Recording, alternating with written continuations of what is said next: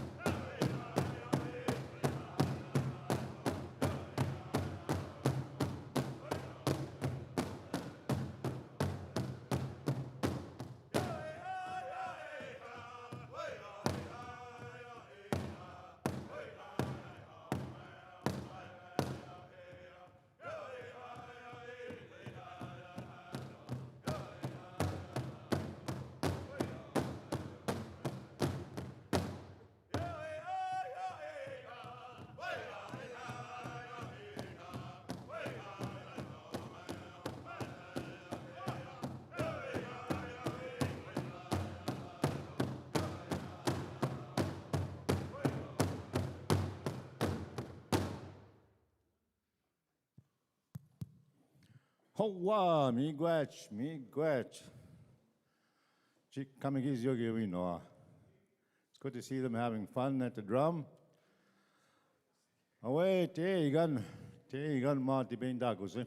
Ma skuni ganing, nigi goze mini kaning. Nigan ben esik, ajin kazo. Wege, migizi migini, kiwan, ma gana, kanaguzit mi, kiden mi gana nagachi, gana ni ma, skuni ganing. Kishmin yun agegi no we pinda kuchige bizani go, yeah. So good morning. How's the warm up? I'm all warmed up. Everybody warmed up? Ready to go? Okay, we're going to continue our meeting from yesterday. I'd like to call upon the environmental chiefs for their update. Please come on up.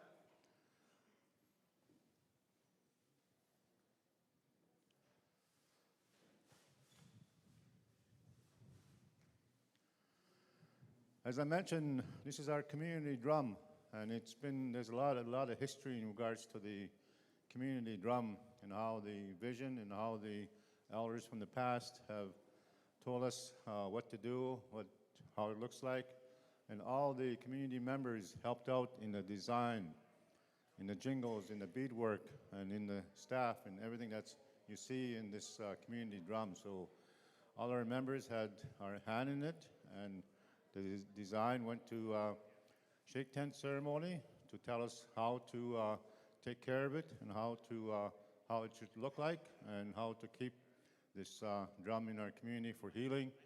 This healing staff is also part of our community item. This yellow with the beaver trim, the white feathers, this is part of our community healing staff. So, please feel free to offer tobacco if you wish to these items. Aha, miigwech.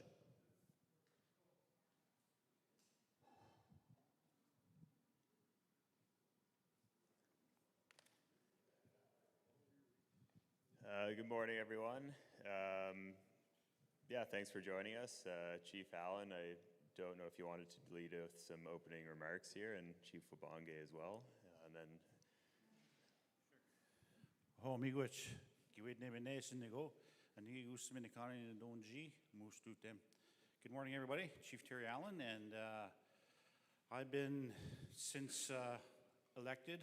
I've been with the environmental chiefs and lots of stuff ongoing. So we have a fairly in-depth report. So try to stay awake. There's fresh coffee over there, and we'll get through this as quick as we can. How miigwech. Bonjour, migisi we benesik indigo, wa benesik minagi minigo station kanagoan, a ticket do them. Ogema kwe migisi zaganing. Just want to say good morning, Mino Gijep, Kinoaya, to you all. My name is Chief Bernadette Wabange. I've been fairly new as a new chief. I always call myself an eaglet because I'm learning the political role and role of a leader in the sense of chief for the community. I've been a leader pretty much most of my life in management for the community Eagle Lake. So I have some history in the sense of advocacy throughout my whole career life. And that still remains today in the environmental impacts that are impacting our First Nations. So looking forward to always learning as I come to these meetings. I think former Chief Gardner sat on the environmental committee before, so I just kind of stepped into the role. And so I'm happy that we have a resourceful team here that have a lot of good information, expertise, and kind of guide us in our discussions. And I hope that we have a good session here and open to opportunities to learn myself as I go every day. Chimigwich. Thanks, Chief. So our team here, some new bodies that need to be mentioned here early before we get started. And the rest of the chiefs that are not here, it's an ongoing working group, like I said, and the environmental portfolio itself, as being natural stewards of the land, we take a lot of passion in what's going to be presented here today. So, miigwech. I guess we'll just all introduce ourselves here. For those that don't know us, I'm Chris Herc. I'm the environmental manager at the Territorial Planning Unit. Bonjour, I'm Johan Stroop. I'm a policy analyst, and I'm representing Jordan Benoit today, who is the manager for the policy department or policy unit within TPU. Bonjour, my name is Kevin Sumner. I've been with the TPU for over a year now, but I'm the new regulatory manager replacing Lindsay Bain, who's been here at previous assemblies. Good morning, I'm Justin Urser. I'm the new emergency coordination manager for Treaty 3. Been in this position since June.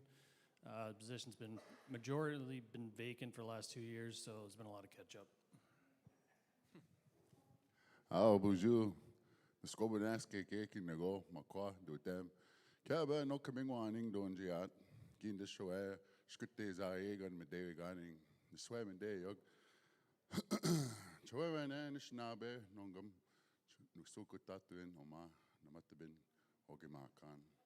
Chowan and schnabe tuk. My name is Giles Copenas. I'm from Whitefish Bay. My grandfather was Alex Copenas in my mother's side, and my great-grandparents come from One Man Lake, and my grandfather's side comes from Roseau River, Whitefish Bay, and also Buffalo Point. So I'm going to try and take the time to meet as much as chiefs as I can. A lot of you I've worked with in the past, so I just want to say hello. I'm Giles Copenas. I'm the director for the Territorial Planning Unit. How, miigwech.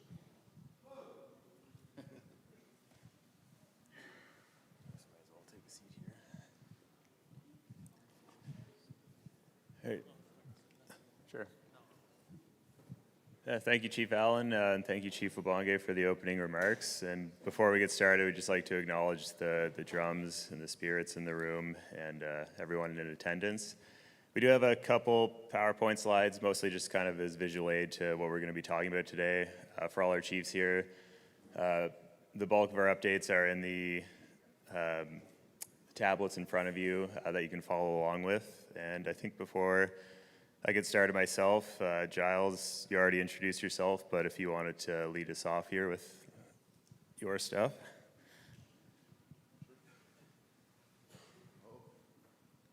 Oh, bonjour.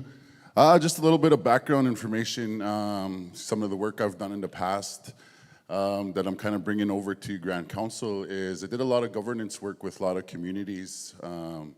I also worked with the Ministry of Natural Resources for 7 years. I worked with the Department of Fisheries and Oceans for 2 years. Did my placement down in Bad River, Wisconsin. I also sit in the Three Fires Lodge down in that area too. So I'm really glad that I get to bring up Glenfwick Great Lakes Indian Fish and Wildlife Commission, some of that experience I get to bring up this way to Canada. So I'm really glad that I get to sit down and help the majority of the communities up here. And I'll do my best to support your guys' efforts when it comes to government for natural resources and helping move your guys' initiative forward. We're working on a lot of wild rice projects right now. We have some 3-year projects we're going to be doing for reseeding, looking at expanding our wild rice fields, reseeding new areas. Also, we'll be looking at fisheries management for the area, expanding some of our fishing zone and helping with some our fishermen get EI throughout the winter, support them in that way. And then also looking at our resources that we have right now, doing inventory and see where we need to go from there in terms of management and, making sure these moose and deer and fish will be there for the next 20, 30 years for our kids to enjoy. So I'm thinking of those young ones too, and I want to make sure that we do it in a good way. So I'm really happy we got to share, and he listened to the songs this morning that really woke my spirit up this morning and really reminded me of the important work that we do here at Grand Council Treaty 3. So I just want to say, Hapachigo, Miigwech, Bizindaweg. We have quite a bit to cover this morning, and I'll try my best to make my round to all the chiefs and hear your guys' concerns. So Hapachigo, Miigwech, Bizindaweg.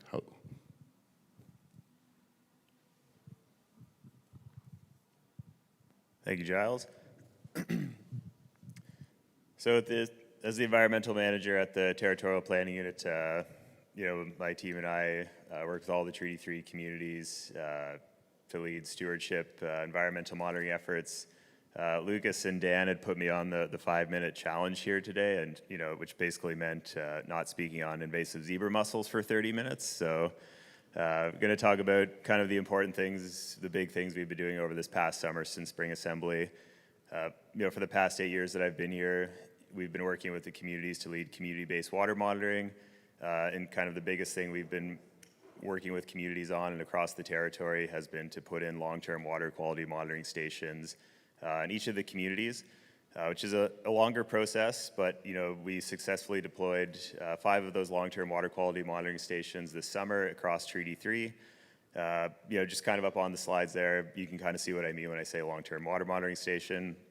It's essentially just a large yellow buoy with a little blue cylinder on it that takes important water quality measures that support all aquatic life. So anything from microscopic organisms to fish, all the essential things needed for them, those keep track of it, including water levels and how turbid the water is.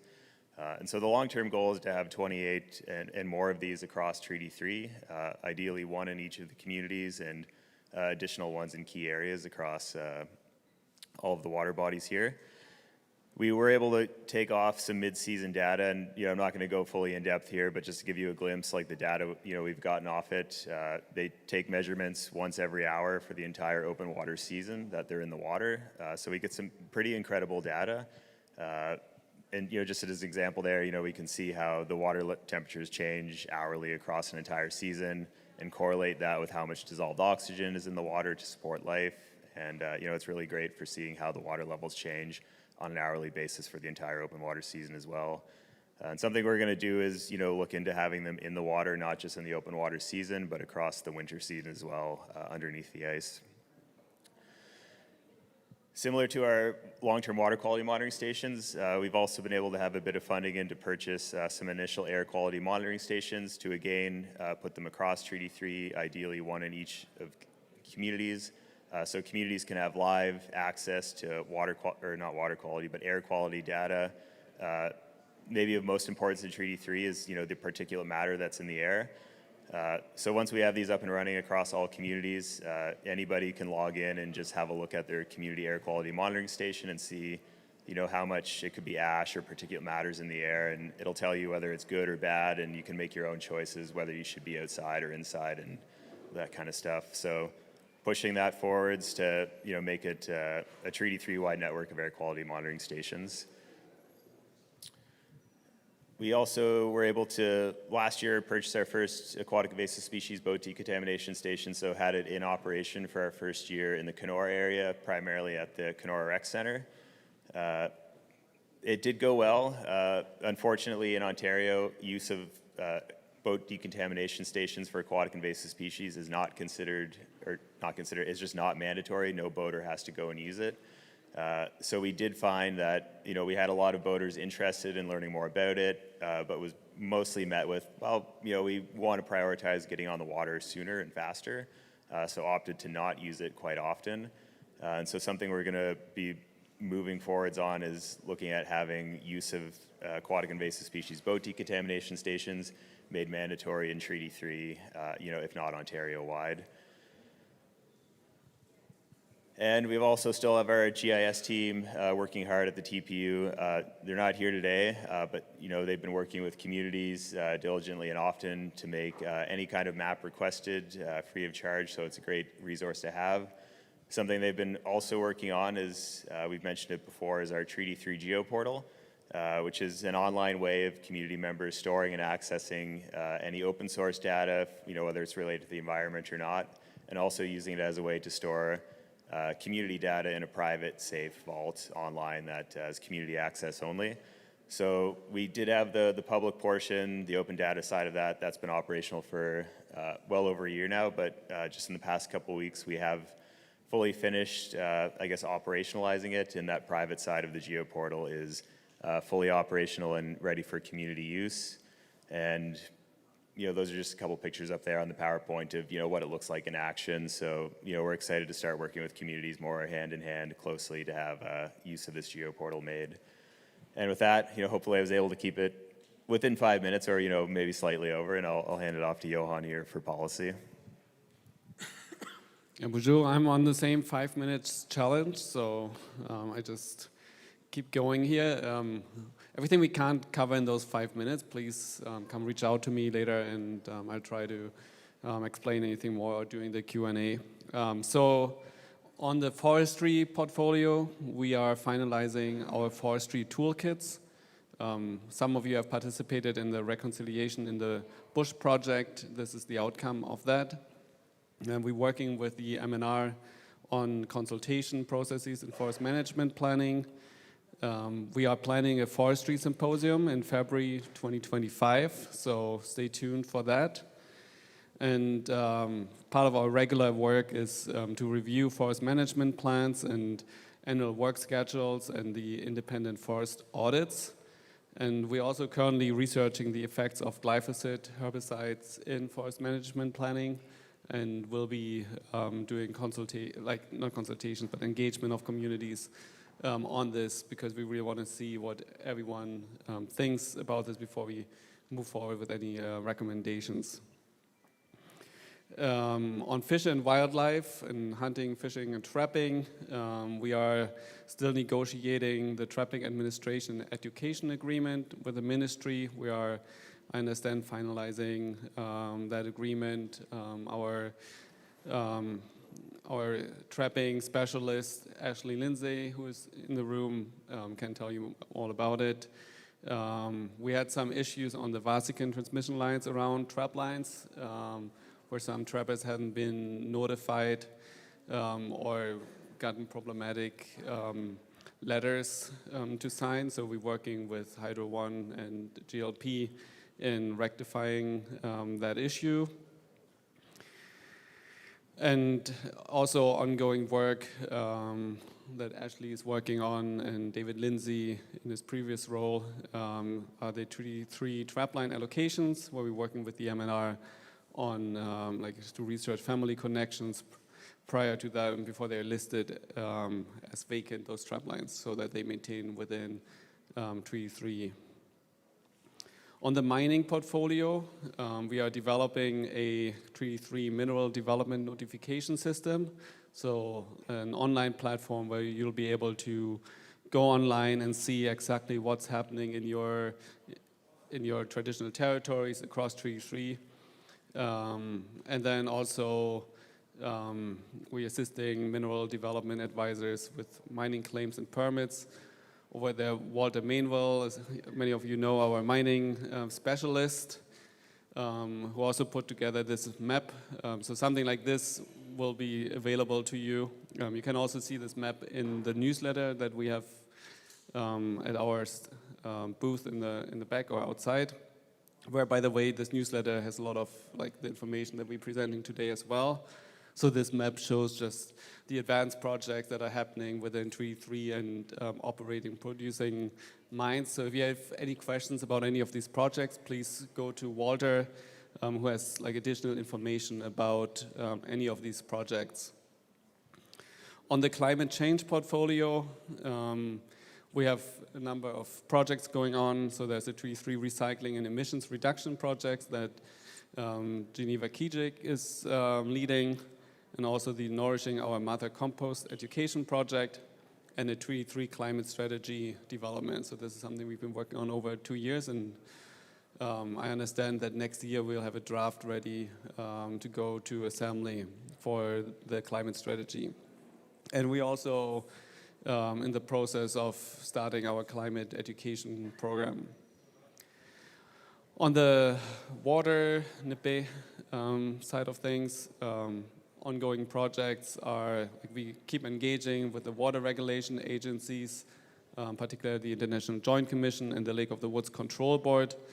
One of the works that we're doing there is to set up a framework for information sharing around monomen, so notifying the dam operators and the organization that set water levels about when they need to keep water at certain levels so it doesn't destroy the emerging monomen or monomen before it's ready to be harvested.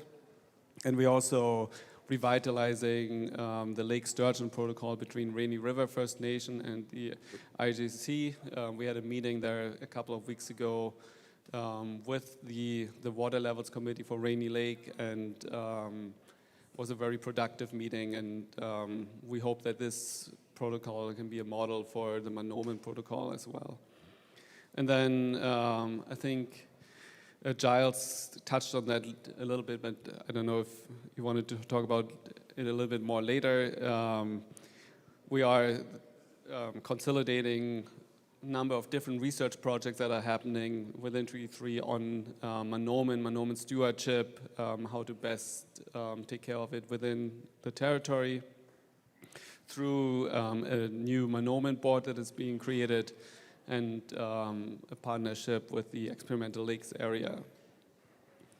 On the energy side, we are finalizing, or we did finish the energy vision for the Treaty 3 energy strategy. We presented that to the environmental chiefs and the economic chiefs 2 weeks ago, and this is going to be the leading framework for the energy strategy that we're presenting to the chiefs, to all of you next year. We hosted a number of Treaty 3 energy symposiums this year, and we are looking together with the economic department. So this whole energy portfolio is very closely with economic. We're looking for funding to continue these symposiums that were very well received. And we continue to work on energy policy and energy projects. And just like a reminder, I think most of you know that our sort of bread and butter job is to review policies that the federal government, that the provincial governments are proposing, or projects that proponents put forward. So we're looking at what would be the impacts on the environment, what would be the impacts on First Nation rights. And so there are a number of examples, you find them in the newsletter as well, of policies that we looked at. So please, if you ever come across something that someone proposes that you have questions about, please reach out to you, and we're more than happy to provide like our review and our feedback on this and work with you. We may not always know the answers, but it's our job to dig in and find those answers. So with that, 5 minutes, I think, for... I don't have to get a timer out for you. Good morning, everyone. My name's Justin Erser. I'm the new Emergency Coordination Manager for Grand Council. I've been in position since June. Like I said, previously position was vacant for about 2 years, so we've had a lot of catching up to do. So here are some of the things we are currently working on at the moment. Can you guys push the slide for me? Thank you. So we have a current project going on right now that was funded by National Resources Canada. It's a 4-year project in partnership with the University of Manitoba. We're looking at 2 different parts of this project. We have wildfire governance as it pertains to preparation, planning, and mitigation. So we're not looking at the response side of stuff. So we're looking at how are your communities prepared? Are you planning? What resources do you have available? You may have seen some emails sent out to you. I know you guys get a lot of emails, but we are looking for participants to participate in these interviews. We'd like to get a representative from each community to show what their community needs and what problems you are having. The second part of this project is a risk assessment model we are coming up with. We are working with University of Alberta on a risk assessment model they have previously developed, which identifies pathways of wildfire into a community. So we're not factoring wind, topography, any sort of variables that can't be predicted. So we're looking at consistent fuels that have been identified through forestry management inventory data. And we're looking at is there a consistent stream of fuel into your community that could be a risk? And we're looking at a 5, 10, and 50 kilometer radius from the center of your community. We are looking to modify that and kind of come up with factoring in wind, give us a kind of timeline if a fire does happen within that kind of hazard radius, how much time is there potentially before it could reach the community. It also identifies which structures in a community would be at highest risk if a fire does come approach from that direction.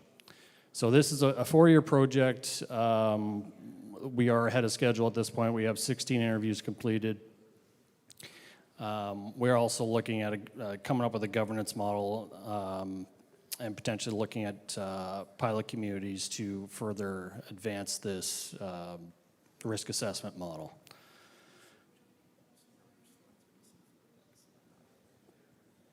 Okay, I have no slides. Okay, so we have things we've been working on. We've done a workshop with this GIS satellite data. So our GIS team at Grand Council is up to date on how to use the program. We're working with Emergency Management Ontario and M&R AFFES on a mock wildfire exercise that could use in conjunction with this research project we're currently working on. 911 mapping. So 911 mapping has been a 3 or 4 year project. We believe, actually I know 27 of our 28 communities have been mapped and identified. We're currently at the signage stage. I've been reaching out to confirm if communities haven't had signage installed or not. We need, if you've not submitted a signed off letter to Grand Council yet saying this is our identified street names and our housing address, once we get all those compiled, we are going to be applying for the second part of this funding for signage and installation. So we're hoping to get that ball moving fairly quickly. If you have any questions or concerns about that, please reach out. Flood mapping has been completed across Treaty 3. Again, this has been an ongoing project for us 4 years. So that data now is in possession of Grand Council Treaty 3. We are currently working on incorporating that into our GIS system. It is a lot of data.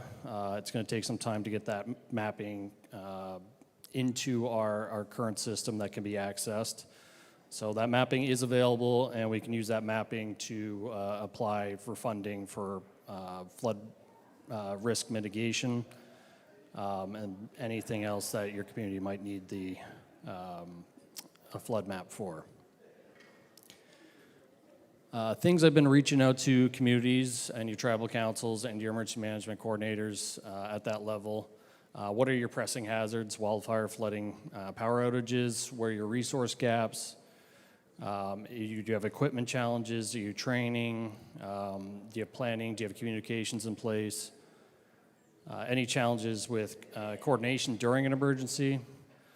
And we're also looking at doing a further research project on how we can incorporate traditional knowledge such as cultural burning and selective harvesting into wildfire mitigation for Treaty 3.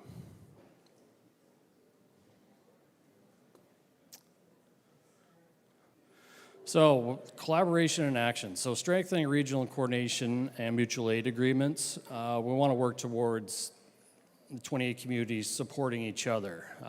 We have a great deal of geographical area to cover. We have a lot of communities that may not be very close to any other communities, but we want to come up with a plan where we can support each other through resources, personnel, and funding. We are considering emergency management resolution, possibly for the spring assembly, to kind of identify those roles, what your community is going to play in emergency.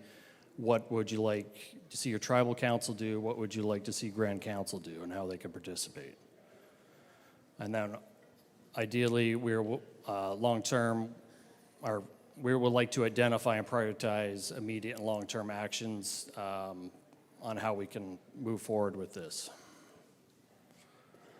Again, my name's Justin Urser. the emergency coordination manager. I will try and get around to meet each and every one of you chiefs today if possible. I know you got a lot going on. I'd like to establish a connection and see how we can help you guys. Thank you.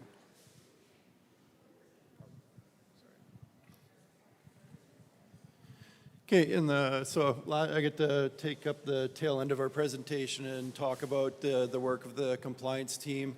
So the compliance team remains, our primary focus is Manitowoc and Okanagan, promoting the Great Earth Law to project proponents in Treaty 3 territory and to provincial and federal government and agencies,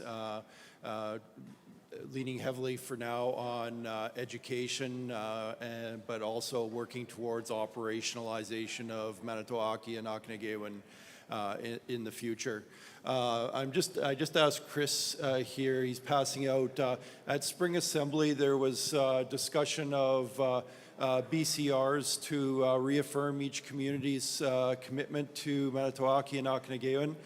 We've received a couple of BCRs since that time, but I know there's a lot of things, and over the summer it may have fallen off of some of your radars, so Chris is just passing out a fresh copy of that if you've misplaced the draft copy that was circulated at Spring Assembly.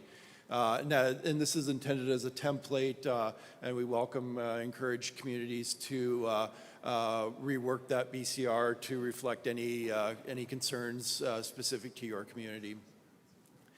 Now, talking about a couple of our bigger projects recently. First of all, one of the big project over the last year had been the Manitowoc and Okanagan Youth and Elder Learning Days that we held throughout Treaty 3 territory. So those wrapped up in early July right here in Nigagoon-Similkameen with a wrap-up event. We produced a summary report that we presented at that presentation to reflect on all that we've learned over the last year. And I have to give a big shout out to the previous regulatory manager, Lindsay Bain, and to Shai Kobanis, who's now with our economic unit, and Ryan Giles, or Ryan Hunter, who also worked with us. A real team effort in putting that together. Anybody that's interested in seeing a copy of the progress report, there's copies available at our table outside under the TPU tent.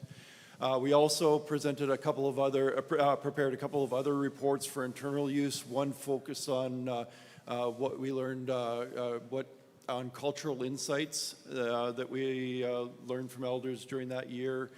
The other on technical insights and both of those are to guide future work by TPU staff as we move towards operationalizing MAI. To guide us to ensure that we're taking that guidance from elders and from communities as we continue to develop that. Another big area of work recently has been with the CNSC, or the Canadian Nuclear Safety Commission. So the CNSC is not the Deep Geological Repository proponent.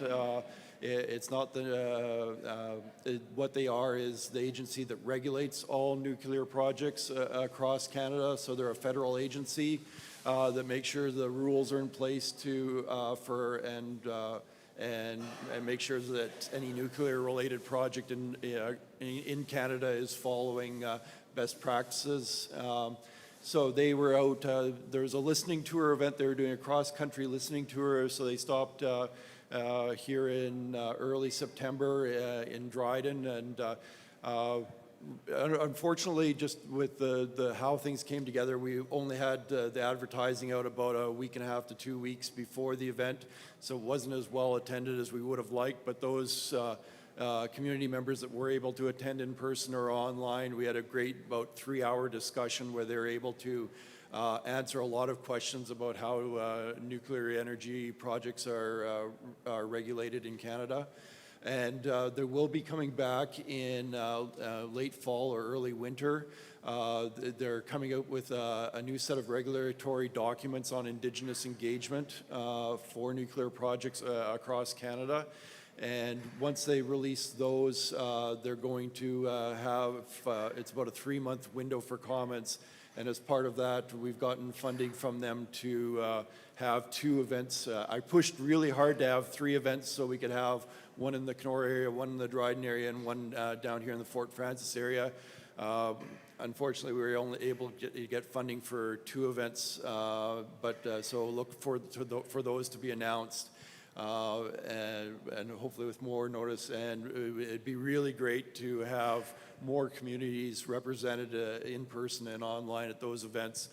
We know there's lots of questions out there about nuclear energy and about specifically the Deep Geological Repository, and this is a really great opportunity to make sure that the rules they have in place for Indigenous engagement as these projects move forward are respectful, respect for us of Manitowoc and Okanagan, of any concerns that your communities may have. So we'll make sure to get those notice of those out directly to chiefs and as wide as possible and well in advance of those events, so we can get as many people there as possible. And there will be travel support and honoraria to facilitate attendance. So that's the big things on the regulatory side. Miigwech, thank you for listening. Giles? All right, thank you, Kevin. Just a few more things we've been working on at the office that's going to be coming down the line for the communities is we're also doing a wild rice board. We're going to be encouraging communities to assign a wild rice chief for your community. As well, we would be meeting regularly on harvests, some of the things we're dealing with, looking at invasive species, cattails, kind of what's some of the issues we're having wild rice. So collectively, all our communities, we can report back, meet on a regular basis, and also talk about other things like wild rice sale, wild rice management, how are we going to move forward, allocations for the future, and also reseeding project. For the past 3 years, we had a partnership, we have a really good partnership with ELA, where we were able to have 4 different scenarios of growing wild rice. So one of them was on clay, which was an idea that came from the Republic of Congo, growing white rice. And we tried it with wild rice, which was amazing. We sang the tobacco songs, the wild rice songs, offered tobacco with the youth, and reseeded the wild rice. Out of the 4 wild rice plots we did, it was the clay, the one where the children offered their sema to the land and planted the wild rice that grew the best, was on clay. The next one was the one we grew around cattails. Once cattails move, and we have 3 different types of cattails. We have a native cattail, a hybrid cattail, and an invasive cattail. So what's happening with the invasive cattails is they're taking over a lot of our wild rice fields. They require the same ecological requirements for habitat as wild rice. So when we have the water levels continually going up and down on the Lake of the Woods area, we're actually promoting the growth of invasive species. So with this management plan, we're going to be addressing that, how we're going to manage the cattails and bring back the wild rice with reseeding program, a reseeding program. So next year we'll be publishing these findings from our seeding plots that we have, and then we'll be forwarding that to the communities. And also sediment samples, so communities can look at those sediments in their respective territories, and then they will be able to plant wild rice in those areas. And also, Manitowoc Chinakanagewan is a really broad law. So now that, we have a little bit more experience when it comes to managing the resource, was proposing we introduce Gegoa Chinakanagewan, which is going to be our Great Fisheries Law. And that would be management of the fisheries, keeping track of monitoring of the fisheries, also licensing for aquaculture, feasibility studies, as well as commercial sale, and expanding allocations further into the north for communities. And we'll be able to help them get EI to make sure that they're taken care of throughout the winter. And also working on strengthening our partnerships south of the border. Lakota Ray, LCO, we've been working a lot with them on moving management forward, like wild rice projects, as well as Glefwick, Bad River, Great Lakes Indian Fish and Wildlife Commission. We've been working with them, trying to get some of our fisheries and enforcement marine unit going for Lake of the Woods, Rainy Lake, Eagle Lake, as well as Lac Sewell. And also we're looking at the Nipissing model for compliance and enforcement for the province of Ontario, for some of our communities, for safe hunting, for assisting them with their treaty rights out in the field, and just helping them with moose populations. And we want to have a good idea of how much moose we have out there, and working closer with the ministry on our moose counts and on how we're going to move forward on moose management. And also bait lines for communities' commercial sale. I know a lot of communities have ponds around their territory that we could utilize into commercial bait sales, where communities can harvest their own bait and sell commercially. So that's another licensing we're looking at right now.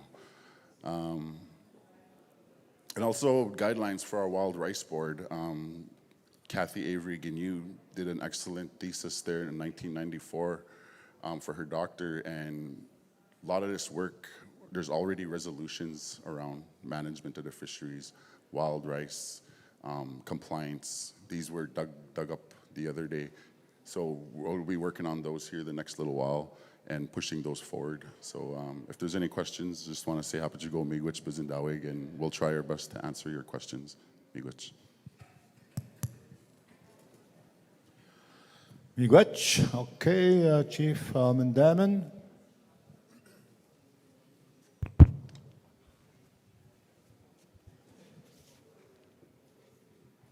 Okay, good morning, everybody. Thank you for that presentation. It was very informative, and I have questions for each of you, but I will limit my question to forestry. Before I begin, just sitting here with a heavy heart right now, and not really wanting to be here.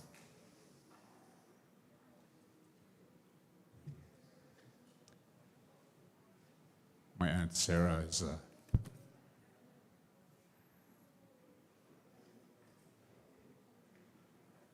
currently getting surgery. It's about a 3-4 hour process. And my heart is heavy. She's the matriarch of our family. She's the last of 15 kids in her family.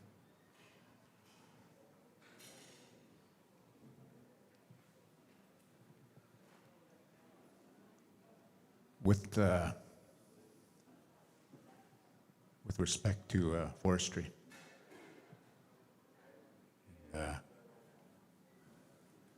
I always get these mixed feelings about forestry. And for us at Iskateza, we sit at the western doorway, and we take protecting of the land very seriously. You know, it feels like it's a never-ending battle. You know, I heard a presenter there talk about how they're trying to preserve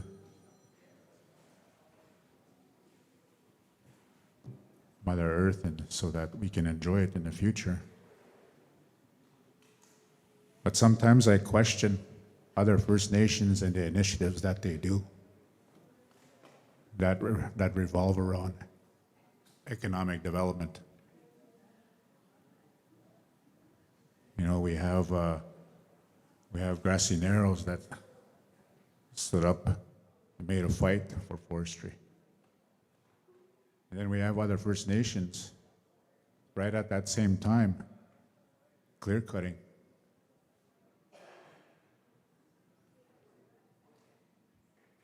I don't understand that. I get confused by that.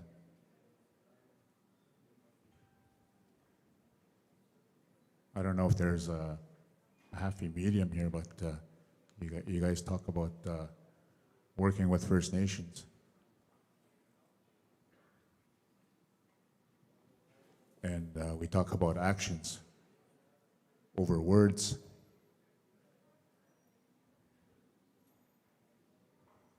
And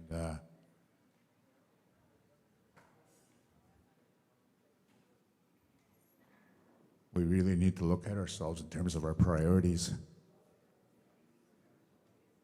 terms of preserving Mother Earth. You know, we have First Nations that are undertaking peat moss initiatives.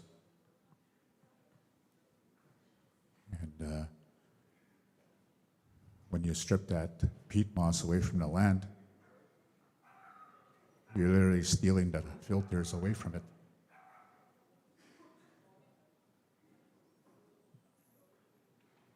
All in the name of economic development. So it's frustrating sometimes when I sit here like this in this environment here. Because it's a lot more than just money. You know, I take it very seriously when I talk about 7 generations ahead.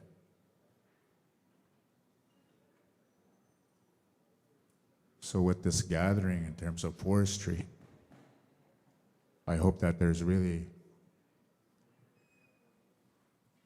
good constructive ideas that come out of there in terms of how we're going to move forward. Because at the end of the day, we just compromise ourselves. You know, we talk about respect for the land, the four-leggeds, the ones that fly, the ones that crawl, the ones that swim. Forestry is integral to all that.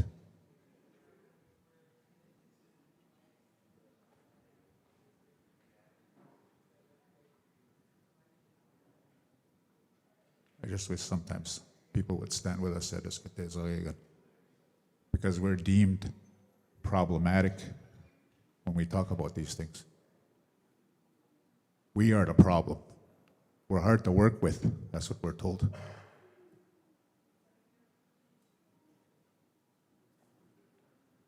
Okay? That's all I wanted to say.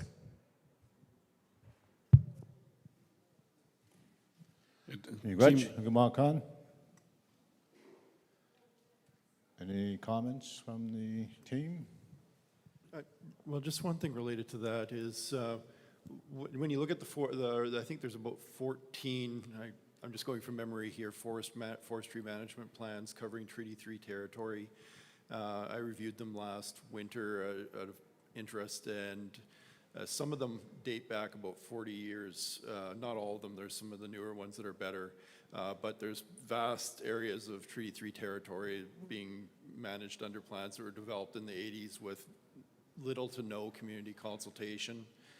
This is the back of the day of send a letter to the band council office, and if they didn't hear anything back in 30 days, they assumed you were all on board with the plan. So that's probably something that should be a focus at some point in the near future, is leaning on the provincial governments in Manitoba and Ontario to see that those forestry management plans are updated and respectful of Manitowoc and Okanagan and community input.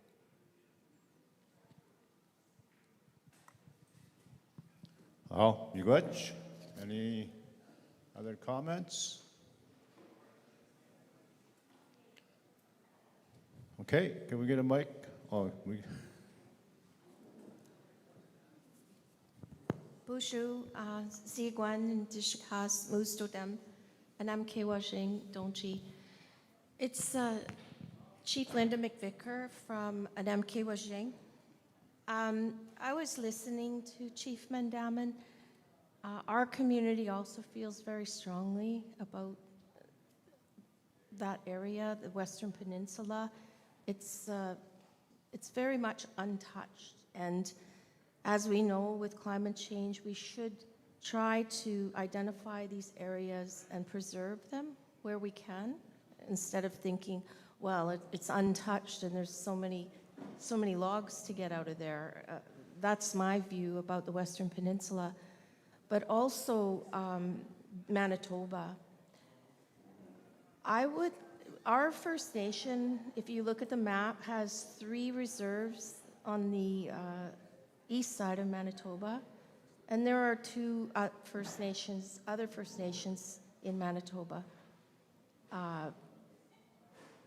I would like to see more emphasis on our treaty territory in Manitoba. There is a territory, I have a map that someone gave me that shows the whole southeastern corner of Manitoba prior to Manitoba becoming a province. This map shows that that whole corner was called Powassan territory. Chief Powassan, as everyone knows, he was a very respected leader during the time of the treaty, and everyone also knows that the treaty was signed on our reserve land in Manitoba. So I think we're being disrespected, the First Nations in Manitoba. I don't think that we are asserting our treaty rights in Manitoba enough. And our community members out there from Windigo Island, they want to set up a camp. They want to go to land-based programs on Harrison Creek, and I want to support them. And this has to do with the next generation and healing, and that's happening everywhere. And so how are they going to heal when they look around and say, okay, now I want to trap or I want to harvest, and there's nothing left?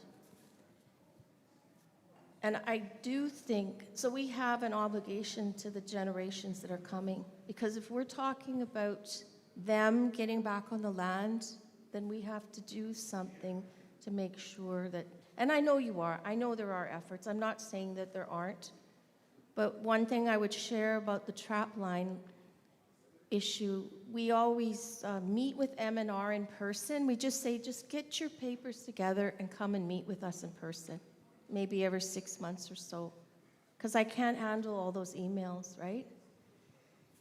And they come, and we had a discussion, and there are families who their trap lines are there, but they're telling us that those will lapse. But we're telling them, no, if we can't get the family member, those are going to the community.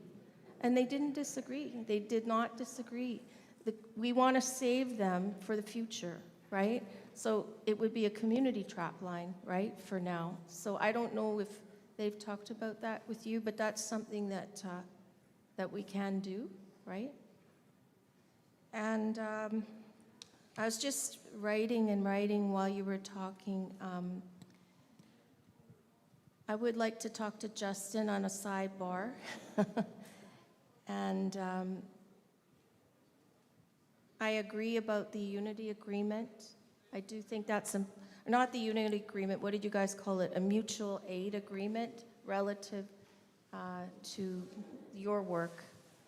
But I also think, just in the bigger picture, because of so many issues right now, one is the Métis Nation of Ontario issue, C5, Bill 5, hydro, like it's a big issue.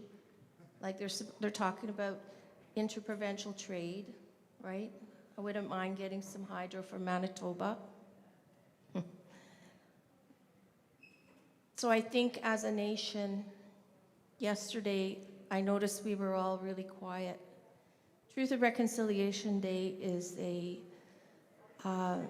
it's a day to remember for us, remember the harms, but look forward to the future.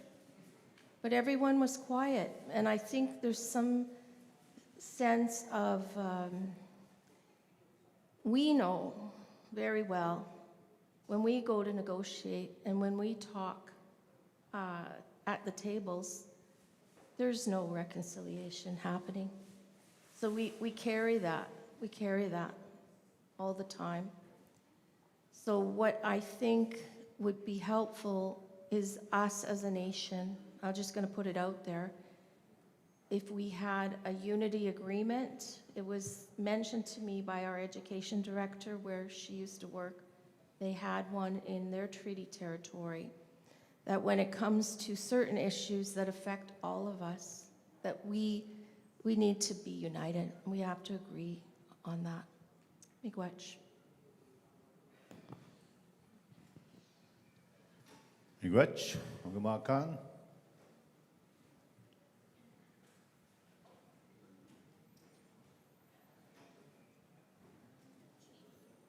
Yes, Chief Cariatides. Okay, you want to do a response first or the question? Okay, question, Chief Cariatides, Norwegian. Bonjour.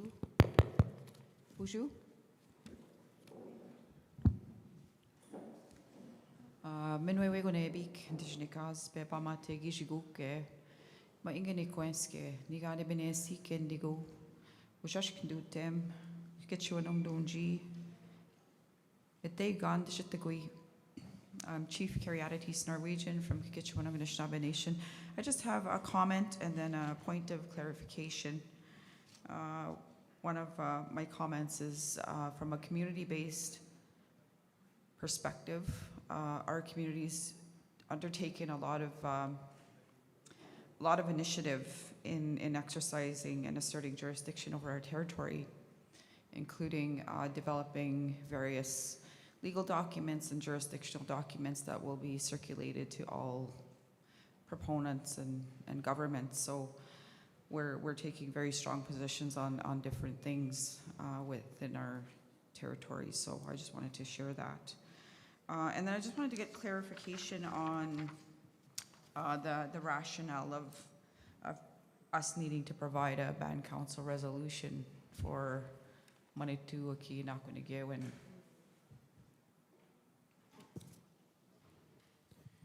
Yeah, sure, I can talk about that. And we don't, first of all, we don't need, there's no obligation on individual nations to pass that BCR. This was something, I wasn't here for Spring Assembly, I watched it remotely, but as I understand, there was discussion around the table at Spring Assembly, and this was, we'd come with a report on Manitowoc and Nakanagewan, and coming out of the discussion in and around Assembly, that draft BCR ended up being drafted during Assembly as something that communities could proceed with. From an administrative technical perspective, as technicians working for Grand Council Treaty 3, it helps support the process of moving forward and operationalizing Manitowoc and Nakanagewan. I expect that in the not too distant future, hopefully, as we get the MAI project portal online, which will be an online portal for administering projects being proposed in Treaty 3 territory, TPU staff will have to go out and speak with individual communities about how we make that portal work best for each community. We understand that each community has different resources, different tradition and ceremony, and we want to make sure that we have a central resource that continues to respect the autonomy of each individual nation in Treaty 3. So a central resource with the authority and the decision making and the consultation all still happening in community. So the BCRs, just help us speak on behalf of the communities that we're representing to say that, you can tailor those BCRs to reflect your individual concerns, so it helps us understand, what we need to do as technical staff, working with your community, and it just gives us that support for moving forward. So it'd be appreciated, but it's not an obligation, so I don't want to make it sound like we're obligating communities to do that. No, I don't take it actually as an obligation at all. I just wanted clarification because the BCR process is an Indian Act evolved process, right? So, and we have our traditional governance processes here within the Assembly and within the nation that provide support to any of our work, and then also to our laws, right? We have traditional processes to our laws, and I'm sure this afternoon, I think Fred Kelly will be speaking on MAI, and I think I'll be talking to him as well to clarify this part of it, because BCRs, like I said, are an Indian Act devolved process. So, and MAI is a Anishinaabe law. So, I also wanted to acknowledge Giles. Welcome to Giles for joining the TPU. It's really good to see you here. Yeah, miigwech. Oh, miigwech. Gumakan. Speaking of Fred Kelly, Elder Fred Kelly is asked to address the Assembly on the topic of forestry, so you're on the air.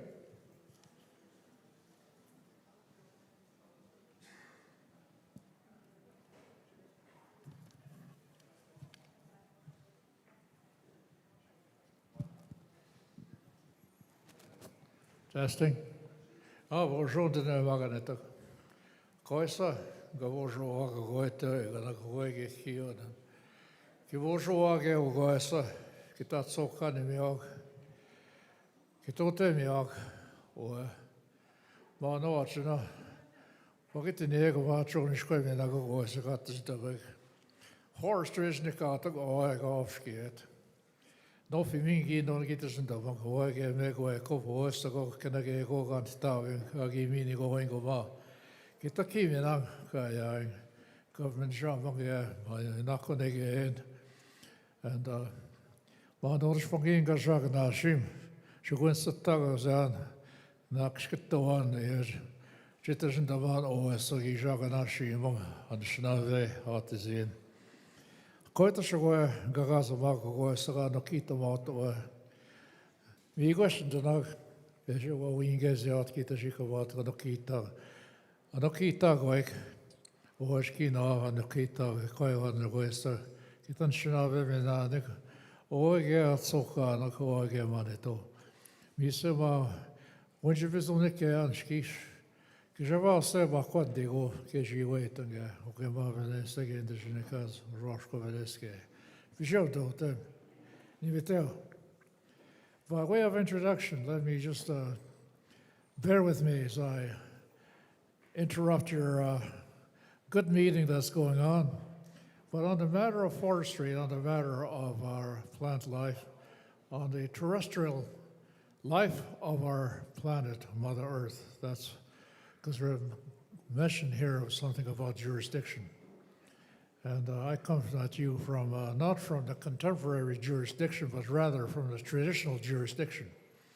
To add, if I may, and I said that I congratulate the workers, the kind of good work that you people have been doing on forestry and all the matter of related terrestrial life.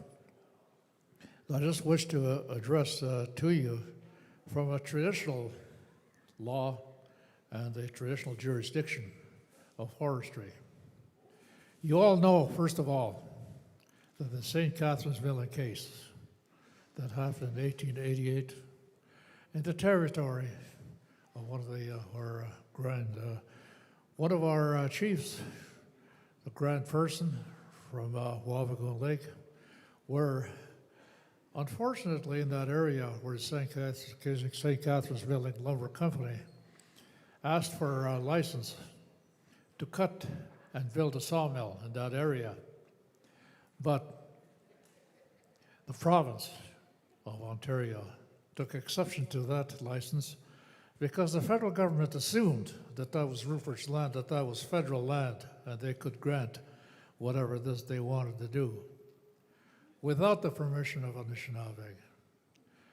Province of Ontario took them to court, and they won all the way, notwithstanding the fact that the Crown and Right of Canada was supposed to be looking after the federal treaties and whatnot. They lost all the way to the Privy Council, the Judicial Council in Great Britain, without consultation of our people, what was to become Treaty 3. In fact, we had already signed the treaty in 1873.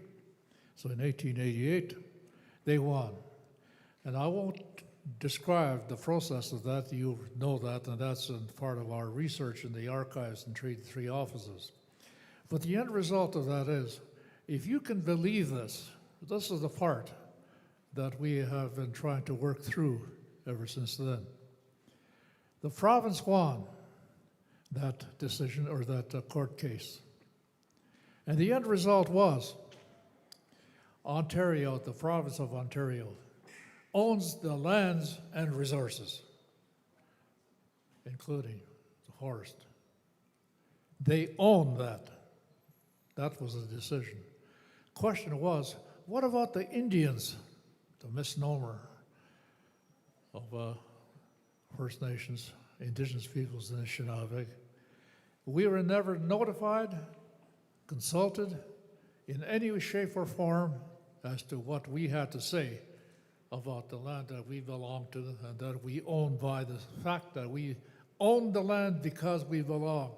The Canadian government, the Euro-Canadian government, and the Euro-Canadian jurisdiction cannot understand how you can own a land by belonging to it. And that's one of the things that our people, in English terms, and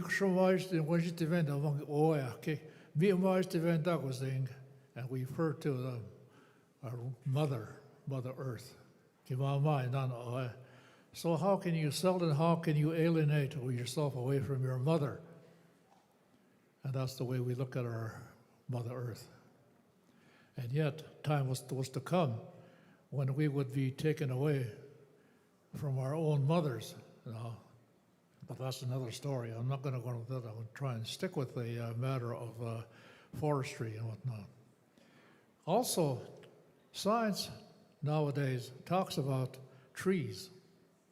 And I introduced to you because that's the nature of the central topic of forestry. Did you know that science also looks at trees in a slightly different way? They are essentially objects to be taken advantage of for sale, okay? That was the idea of the St. Catharines Milling Company wanting to have the access to the forestry. But science looks at a tree in a different way. It's alive, yes, but its neural activity, the brain activity of the tree, takes place in the roots. Each root has thousands and thousands of little rootlets that feed into the Mother Earth, the soil, and detects whatever might be harmful in that, and they communicate that to the trees, and they communicate with one another through the leaves. It takes time, whereas we can try to communicate with one another, as I'm trying to do now, very quickly. So if you understand that the neural activity of the tree is in the roots, I approach these trees in the cedar when I go to a cedar and say, hey, one of us is upside down. Which one is it? It's a matter of perspective. Okay, so that's really what the idea is. That's a matter of perspective on jurisdictions. Euro-Canadian jurisdiction has a different way of looking at it. They own the land, and we surrender that land. We never did surrender that land. How can you surrender your mother? How can you voluntarily say, you're for sale? And they gave us $5 a year in Treaty 3. That translates to 42 cents a month. That's what we're worth individually. So, but anyway, aside from all that, here is the traditional jurisdiction. And that was enunciated in time of the treaty when Mount Oveness spoke at the treaty. And they asked him if our people would follow the laws of the crown. And in effect, this is not part of that in the records.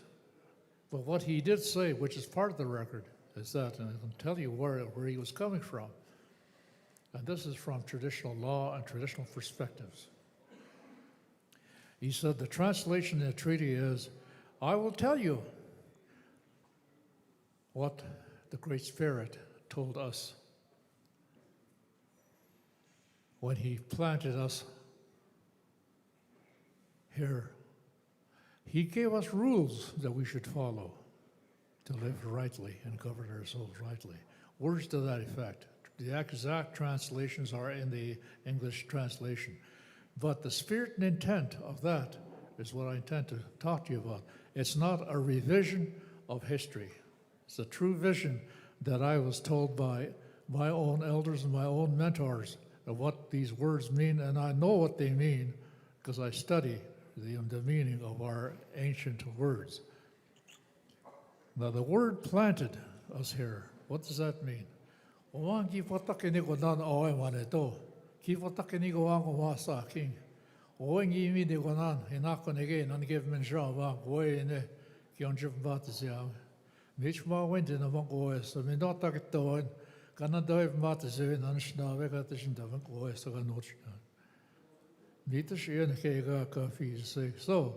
when they planted us. Now, when you come to this gathering, we ask you, who are you representing? And invariably, you will say, Ote Donjiva. In my case, Oniga Ming Donjiva. Oniga Ming Dondaki. Okay, so what does that mean, Dondaki? And we call ourselves the history books record us as Ojibwe. And the anthropologists, I listen to some anthropologists, professors, they say that means people of the puckered moccasin seams. Well, I kind of laughed at that, smiled at least, and they said, well, this elder who was going to speak to us seems to find that a little humorous. Well, I do find it humorous. I have worn moccasins. In fact, I still do have moccasins, but that's not named after the puckered seams in my moccasins. That's not who I am. Listen to the word, and you'll understand what the traditional perspective is. I am planted. My roots are here. So I belong to this land, and I'm part of this land. I belong to Mother Earth. And therefore, being here, I'm here to do the freedom, which what you try to refer to as sovereignty, simply means freedom. We can do what the Creator told us according to those laws that Mount Dominus was talking about. That is in fact, our jurisdiction. When the Euro-Canadian United States talks about sovereignty, in grandiose terms, volumes and volumes of word sovereignty, it simply means bakit hindi ko isipin. Kita na ako may mga kwento naman, inasay na ako na yung manito giminik. That's your freedom. Kaya ko na bakit hindi ko is giminik, kinabaga manito, what so ka na gani kishimito, what so ka ni yoke manito. Kishna na voshogi ka no nato na iftigo, ki we kon shogi fawa ki fawa mia. Always voy na no give na antigi ni voy we kanon de go no man don da ki aha asa ki je ki ni kas mi so mi zegi for we not in ke ga rat so none of us was the one that gave all the names to those trees wherever they were located, and so those are the traditional roots of our own jurisdiction and how we exercise our jurisdiction. Okay, so ever since then, and that's why I thank the people who are working on this, on the matter of jurisdiction and trying to regain our own exercise of our own laws, okay? So, and as I say, with all due respect, I believe that our people are not interested in exercising federal jurisdiction. Neither are we interested in exercising provincial jurisdiction. We're only interested in exercising our own jurisdiction. In other words, minding our own business, according to the Creator gave us. But at the same time, to get along with people, that settlers that came in, to get along with them. That's the purpose of the treaty. Because the purpose of a treaty is to reconcile sovereignties, to reconcile the inherent freedoms that we have. Canada does not have inherent freedom, not inherent sovereignty. It was granted to them by Great Britain in 1982, and I was there during those negotiations advising the National Indian Brotherhood in those days. So anyway, the reason why I tell you these things is because I just want to give you that perspective, not to correct anything that's being done over here, but rather to reinforce that we do have our own ways of coming at some of these things, which is intended to harmonize the administration of that particular jurisdiction with respect to forestry and all other areas of jurisdiction that we're talking about. So when I talk about that, now then, I'll go back to that word, Ojibwe, they call us. History books and academic books refer to us as Ojibwe. Listen to that word. You say, Oman don daki. You say, Oman don jiva. You yes, Oman don jiva. The key word, phrase in that word Ojibwe is Ojivik, which is root. That's what Mount Onas was referring to. We were planted here. We were rooted here. So that means your roots are in this ground. And by virtue of that, you belong and you own that, which I say the Euro-Canadian laws cannot get their head around that. They own by surrender. We surrendered it. And that's not the case. I wanted to interject very briefly on this just to give you the background on that, just to give you that what the province now says. And as a result of that 1888 decision of St. Catherine's Building case, we do not own the land. We're never involved in that court decision. No way. We weren't allowed to do that. There was a fight between the province and the federal government. The federal government lost, Ontario won, and then the decisions, as I said before, the lands and resources belong to the province of Ontario, who were never involved in any of the treaty negotiations. And so what about the Indians? They say, according to legal language, they have usufructory rights. Now, what does that mean? Usufructory rights. We are here on our own land by the Gorges and by the permission of the province of Ontario, who own the lands. Do you believe that? Well, as strange as it is, that's the Canadian law that they follow. So then that's why we have to negotiate with the province of Ontario to see what we can do. You have to get timber licenses. They tried to give us, wanted us to have licenses to gather wild rice. You remember those? Anytime of blueberry seasons, we have to have provincial permission to do those kinds of things. This is our land. We belong here. We are the land.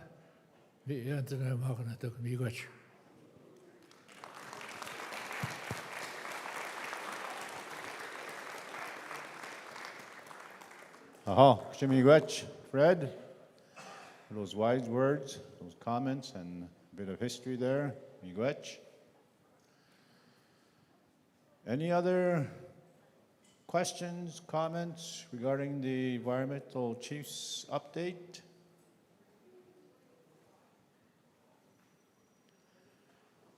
Yes, Chief Scott.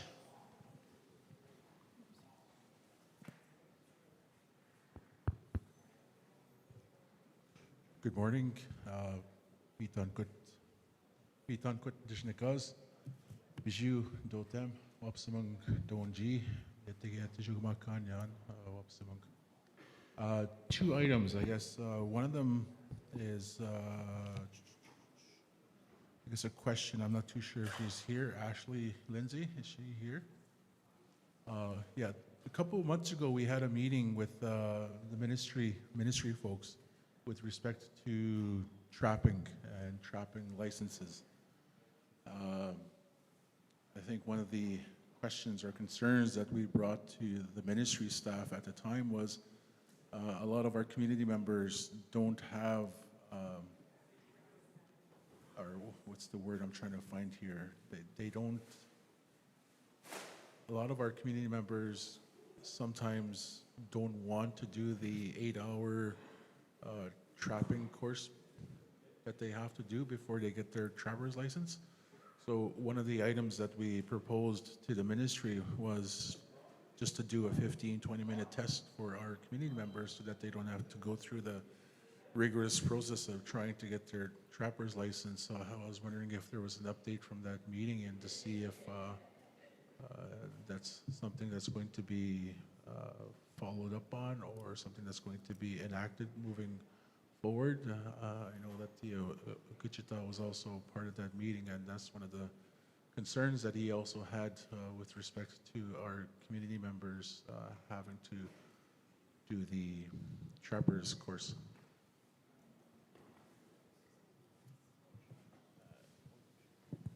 Ashley, do you want to come up here?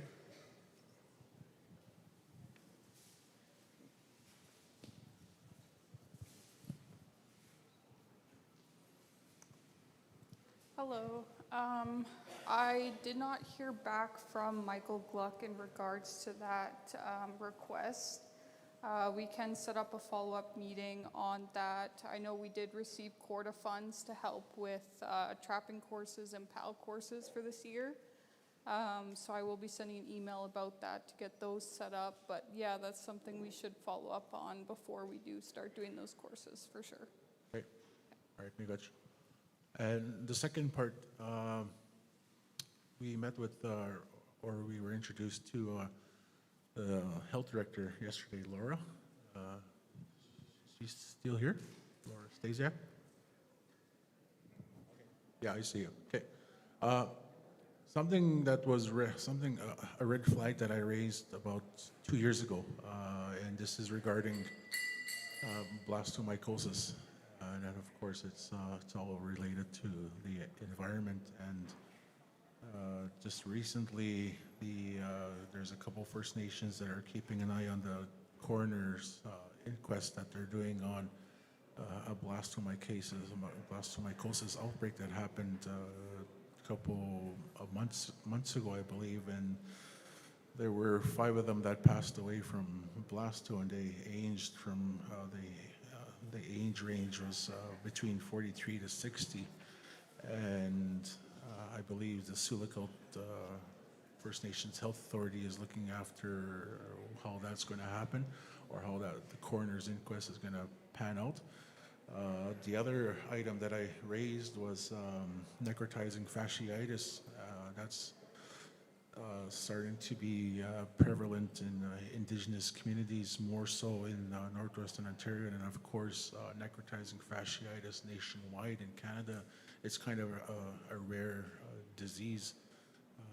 I believe that in the whole province of BC, there's probably like 3 or 4 people that have the necrotizing fasciitis. Saskatchewan, same thing. I don't think they have any yet.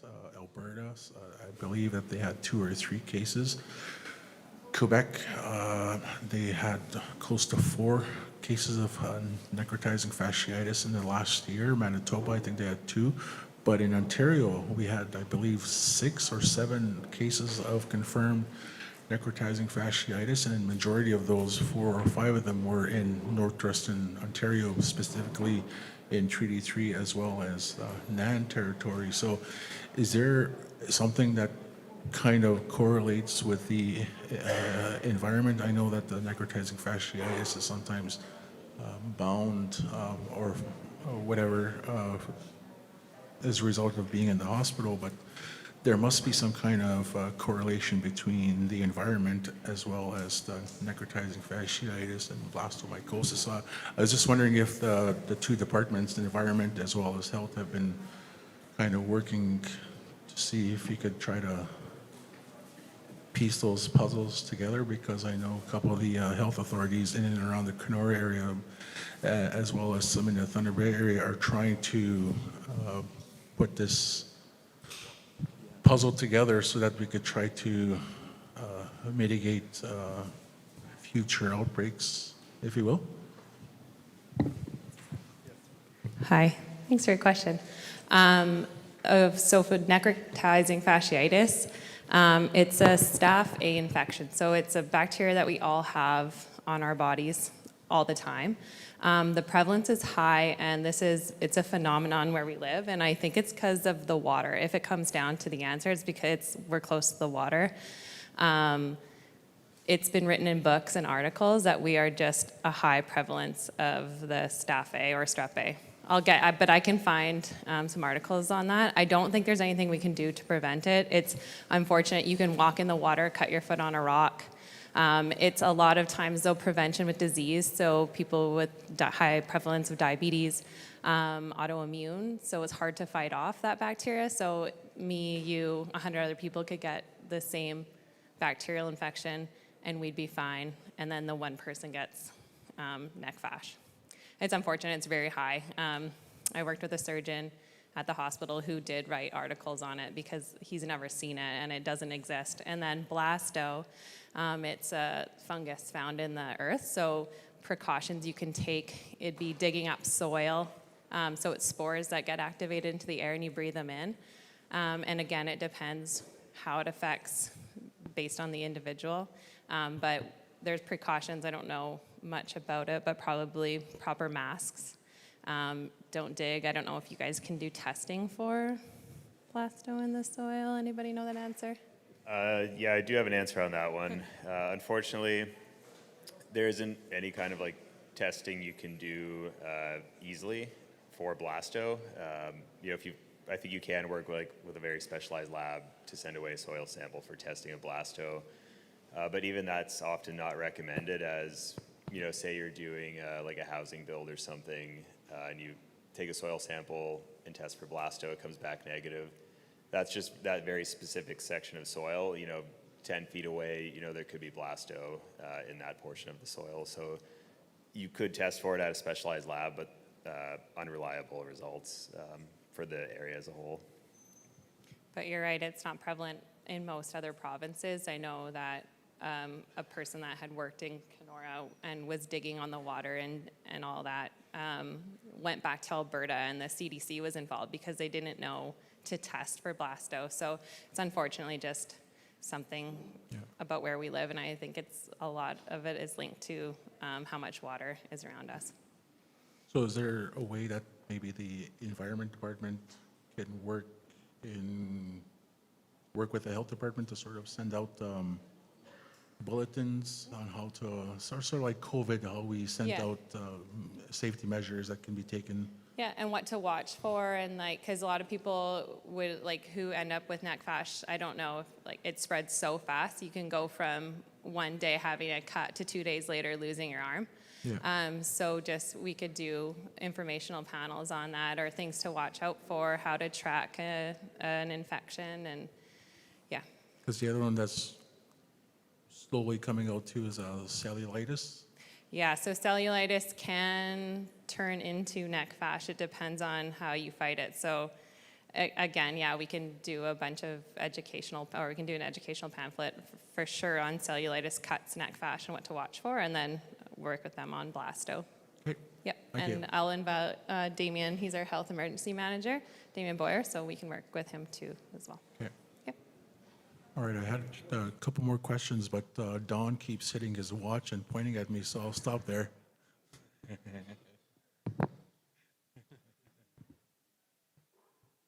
Very good. Another comment? Chief Cummigan? A couple years ago, I was diagnosed with necrotizing, fasciitis. They had to amputate my toe because I got really sick, and So I didn't think nothing of it at the time. And then my toe got really black. So they airlifted me out of the community to Kenora, and they had to amputate my toe. So that was new to me. I don't know where it came from or how I got it, but I kind of blamed Israel because I went to Israel shortly before that. And when I got back, I ended up getting it. I bought some secondhand shoes from the store in Winnipeg, and when I got that disease, my dog started attacking my shoe, just tore it all apart, and that was the only shoe that he attacked, and I found that strange. But anyway, I'd like to know what causes it and how we can, I don't know, prevent it from happening again. You know, it's scary because it was spreading really fast, but it's a good thing they caught it before my whole leg was amputated, because I didn't really want to go to the hospital, but they told me what it was, that they thought it was an infection at first, and that I had to go to the hospital to get that looked at. So they did some testing over there, and that's when they told me that what it was. So I too would like to know, like, how we can prevent it.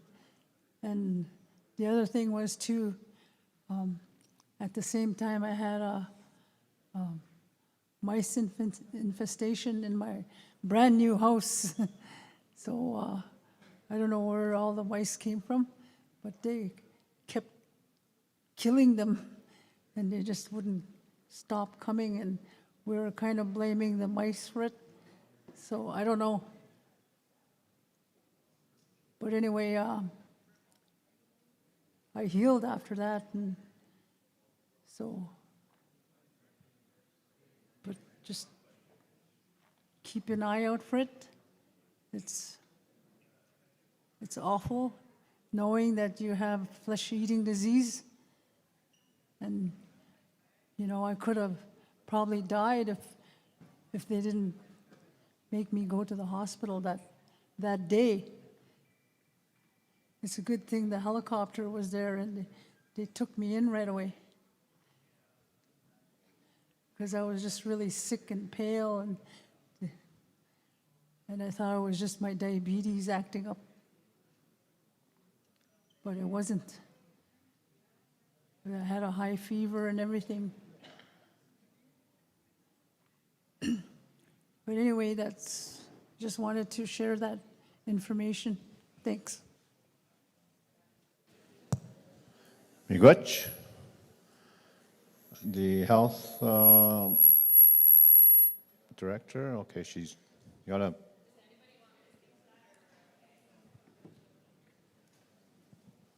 Yes, perhaps we could speak to that quickly.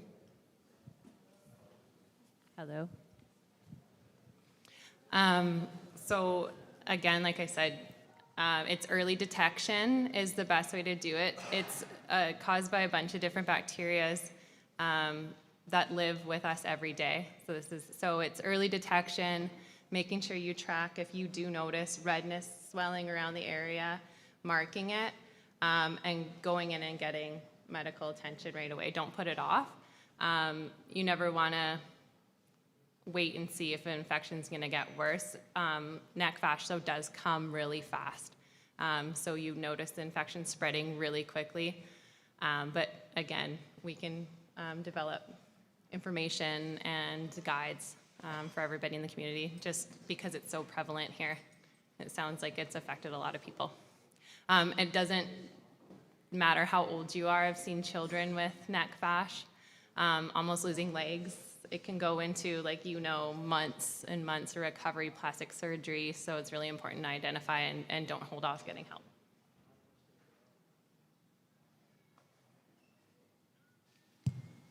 Miigwech for that information.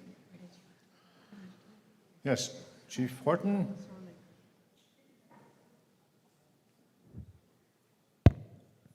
Good morning. Good morning. My name is Marcel. I'm from Manitou Rapids. I just want to apologize. I missed yesterday's session here.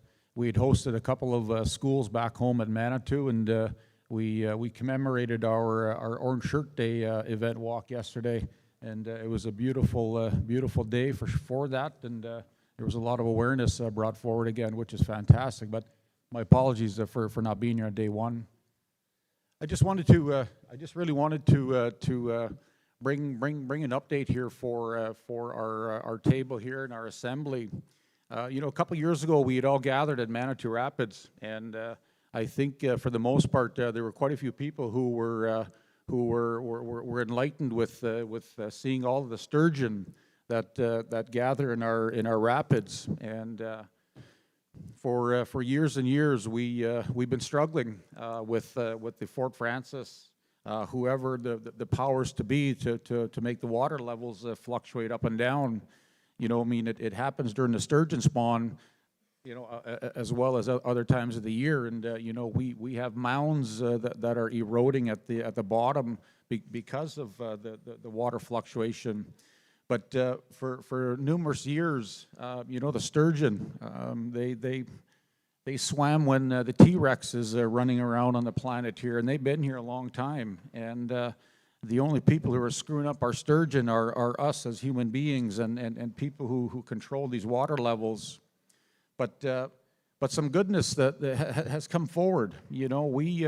We've been complaining and kind of raise a little argument on behalf of those majestic sturgeon that we have in our rivers. And I just really wanted to commend our working table, our technicians here, on bringing forward at Manitou Rapids the very first sturgeon spawn protocol that we have with the different levels of government, the different stakeholders around.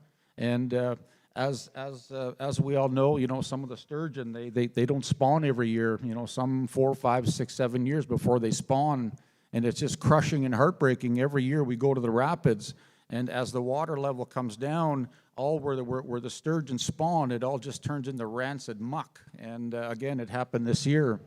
So I just wanted to commend our technical table here on bringing forward this protocol.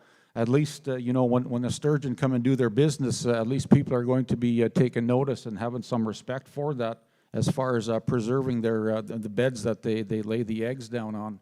But I just wanted to, like I say, just commend our technical table. It's an incredible feat, and I'm really proud of with what they have done. And as well, I'd like to welcome my good friend Giles to the table up there, Miigwech.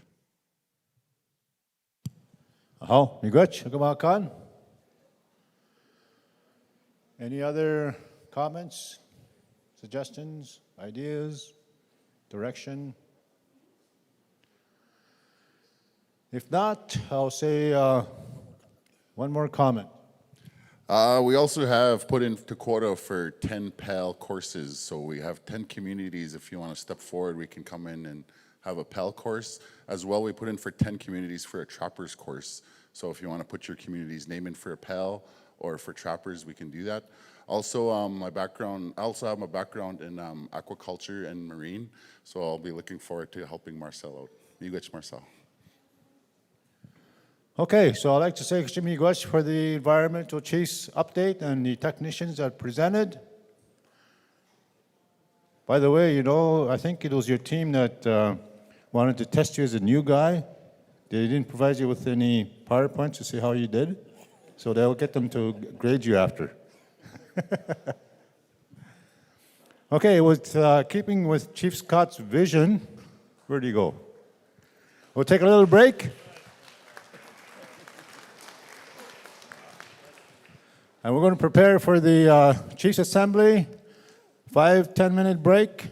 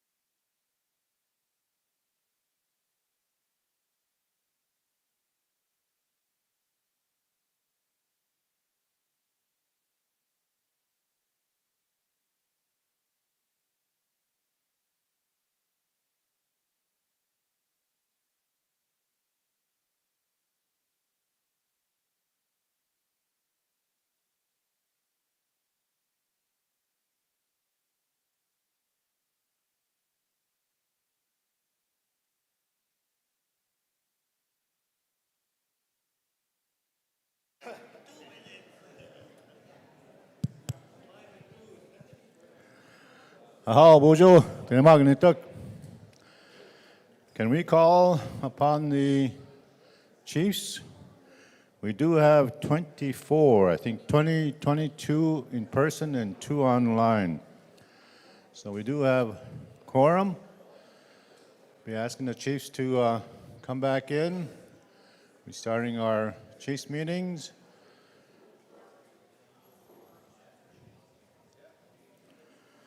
Following that, we'll be reviewing the agenda. Need a motion to adopt the agenda, and if there's any other additions to the agenda, that will be the time to insert new items. There's a draft agenda in front of everyone, so we'll be asking the chiefs to come in. We're going to be dancing in the Eagle staffs, and each person that's been selected to do that will call upon you. And also we'll have ask the chiefs to join the procession, the grand entry for the chiefs meeting. And so 2 minutes, 2-minute warning. The drummers are getting antsy here.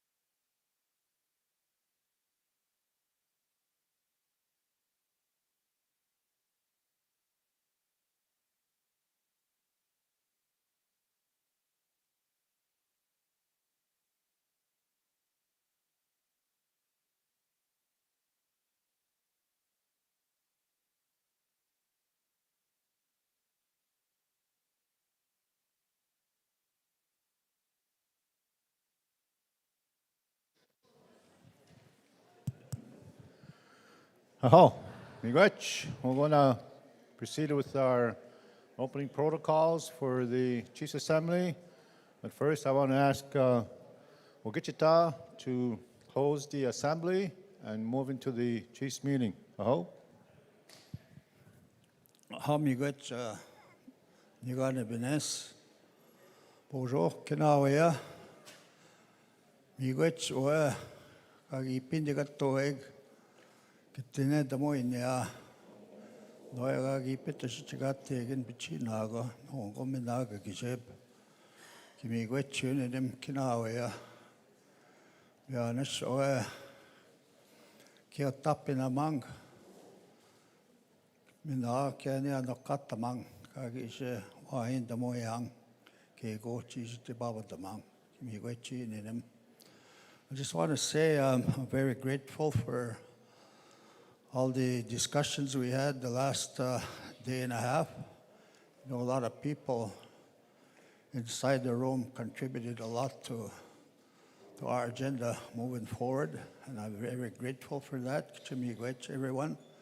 Miigwech dinag elders sagi pakinigiat miigwech ke dinag goe ininiog kamate o ate egana miigwech ke dinag goe koeog gumakanak kinasugawe my aik to miigwech. Now it's one of my responsibilities is to officially close the National Assembly, and I will at this point in time. The National Assembly is now officially closed, and we will now move into the Chiefs Assembly. Aha, Chimiigwech. Miigwech, song coming in on Wichita.